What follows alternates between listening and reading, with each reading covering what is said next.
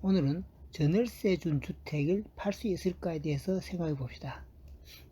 사실 소유권을 보장하는 자본주의 사회에서 소유자의 처분권을 원천적으로 막는다는 건 불가능하죠. 안 되죠. 그렇지만 사회적 약자인 임차인을 보장한다는 특별법에 따라서 실제적으로 세를 놓은 주택의 처분권은 상당한 제약이 따릅니다. 주택임대차 보호법에 보면 임대차 기간은 최소 2년을 보장하도록 되어 있고, 갱신요구권을 행사하면 다시 플러스 2년, 그래서 전체 4년이 임차인이 거주권을 보장하도록 되어 있기 때문에 제약이 따를 수밖에 없는데, 그러면 어떤 경우에는 처분이 가능한지 그걸 한번 하나하나 짚어봅시다. 그 제약의 정도는 매매 시점에 따라 달라집니다. 임대차 계약 기간이 6개월 만료 시점 6개월 이전부터 임차인이 갱신 요구권을 행사할 수 있고, 임대인은 갱신 거절권 행사할 수 있는데, 그 6개월 이전에 소유권 매수인 명의로 소유권 이전까지 가능한 경우에는 매수인은 소유자로서 갱신 거절권 행사하는데 문제가 없어요. 주택임대차보호법 3조 4항에 보면은 매수인은 임대인의 지위를 그대로 승계받도록 되어 있기 때문에 그렇습니다.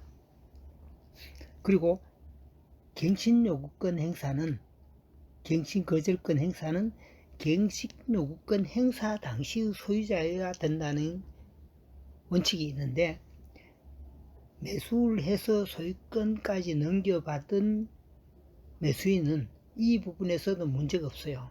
그러니까 최소한 계약기간 만료 6개월 이전에 소유권을 넘겨받는 경우에는 처분권도 문제가 없다는 결론이 됩니다. 그런데 문제는 갱신요구권이 시작되는 계약 만료 6개월 되는 시점까지 소유권을 못 넘겨받는 경우에는 문제가 생겨요.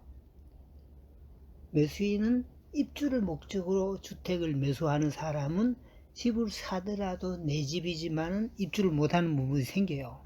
그래서 국토부 지도사항에서는 거래중개사든 그리고 당사자 간에도 매매 임대차 계약이 이루어질 때 임대차 계약서 상에 갱신요구권 행사 여부를 확인하도록 되어 있어요.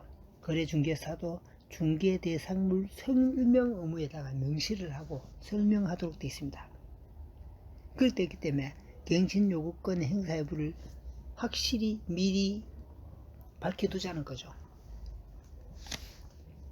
그런데 이제 어떤 경우가 또 문제가 있냐면은, 물론 계약이 이루어지는 시점에 갱신요구권 행사 여부를 확인하라 돼 있지만은 임차인 모르게 매매 계약이 이루어지는 경우를 상정할 수 있어요.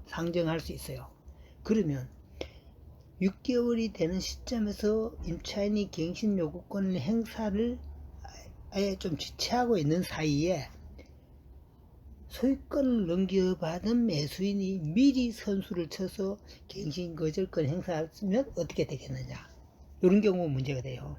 그렇게 되면 소유자로서 자기가 거주 목적으로서 갱신거절권을 행사한다면 임차인은 갱신요구권을 행사할 여지가 없어진다는 얘기가 돼요.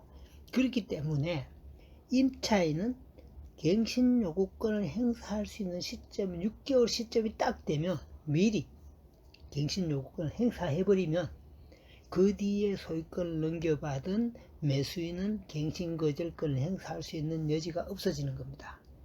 그게 참 중요한 포인트입니다.